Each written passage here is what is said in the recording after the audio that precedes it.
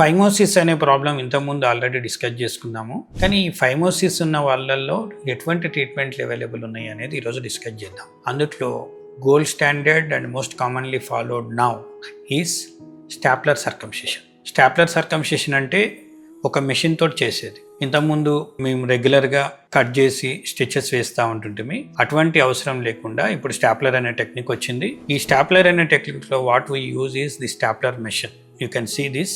It has multiple attachments. ఇట్లా ఉంటుంది యాక్చువల్గా స్టాప్లర్.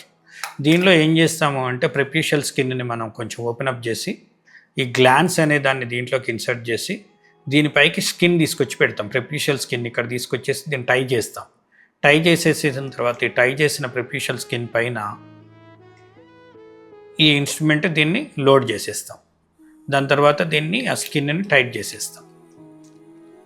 టైట్ చేసేసి దీన్ని ప్రెస్ చేస్తే ఎంతవరకు అయితే స్కిన్ లోపలికి వెళ్ళిపోయిందో అంతవరకు కట్ అయిపోతుంది. సైమల్టేనియస్గా సిలికాన్ రింగ్ కూడా పడిపోతుంది జాయింట్ లాగా, మళ్ళీ స్టిచెస్ వేయకుండా. ఫినిష్డ్.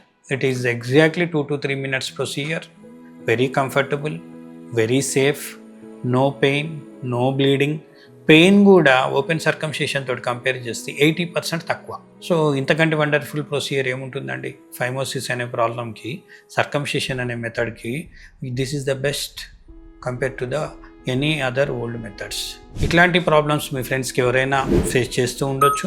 ఈ వీడియోని మీరు వాళ్ళకి షేర్ చేయండి. చాలా వరకు ఉపయోగపడవచ్చు. Because this is the latest method available. వాళ్ళు బ్లైండ్గా ఎక్కడికో వెళ్ళి మళ్ళీ ఓపెన్ సర్కంసిషన్ చేపించేసుకొని పెయిన్, ఇన్ఫెక్షన్, బ్లీడింగ్ వీటితో సఫర్ కావచ్చు.